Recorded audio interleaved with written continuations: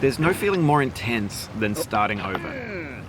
If you deleted your homework the day before it was due, as I have, or if you left your wallet at home and you have to go back after spending an hour in the commute.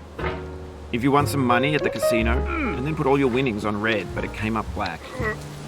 If you got your best shirt dry cleaned before a wedding and then immediately dropped food on it. If you won an argument with a friend and then later discovered that they just returned to their original view. Starting over is harder than starting up. If you're not ready for that, like if you've already had a bad day, then what you're about to go through might be too much. Feel free to go away and come back. I'll be here. Alright, thanks for coming with me on this trip. I'll understand if you have to take a break at any point. Just find a safe place to stop and quit the game. And don't worry, I'll save your progress, always, even your mistakes. This game is a homage to a free game that came out in 2002 titled Sexy Hiking. The author of that game was Jazuo, a mysterious Czech designer who was known at the time as the father of B games. And B games are rough assemblages of found objects. Designers slap them together very quickly and freely, and they're often too rough and unfriendly to gain much of a following. They're built more for the joy of building them than as polished products. In a certain way, Sexy Hiking is the perfect embodiment of a B game. It's built almost entirely out of found and recycled parts, and it's one of the most unusual and unfriendly games of its time.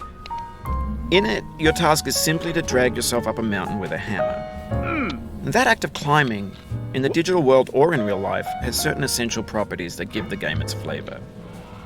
No amount of forward progress is guaranteed. Some cliffs are too sheer or too slippery. And the player is constantly, unremittingly in danger of falling and losing everything. Anyway, when you start Sexy Hiking, you're standing next to this dead tree that blocks the way to the entire rest of the game. It might take you an hour to get over that tree, and a lot of people never got past it. You prod and you poke at it, exploring the limits of your reach and your strength, trying to find a way up and over. And there's a sense of truth in that lack of compromise. Most obstacles in video game worlds are fake. You can be completely confident in your ability to get through them once you have the correct method or the correct equipment or just by spending enough time. In that sense, every pixelated obstacle in Sexy Hiking is real. The obstacles in Sexy Hiking are unyielding, and that makes the game uniquely frustrating. But I'm not sure Jazuo intended to make a frustrating game. The frustration is just essential to the act of climbing, and it's authentic to the process of building a game about climbing. A funny thing happened to me as I was building this mountain. I'd have an idea for a new obstacle, and I'd build it, test it, and it would usually turn out to be unreasonably hard. But I couldn't bring myself to make it easier. It already felt like my inability to get past the new obstacle was my fault as a player rather than as a builder. Imaginary mountains build themselves from our efforts to climb them, and it's our repeated attempts to reach the summit that turns those mountains into something real. When you're building a video game world, you're building with ideas, and that can be like working with quickset cement. You mold your ideas into a certain shape that can be played with, and in the process of playing with them, they begin to harden and set until they're immutable, like rock. And at that point, you can't change the world.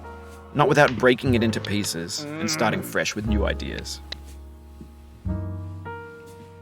For years now, people have been predicting that games would soon be made out of prefabricated objects, bought in a store and assembled into a world. And for the most part, that hasn't happened, because the objects in the stores are trash. I don't mean they look bad or that they're badly made, although a lot of them are. I mean they're trash in the way that food becomes trash as soon as you put it in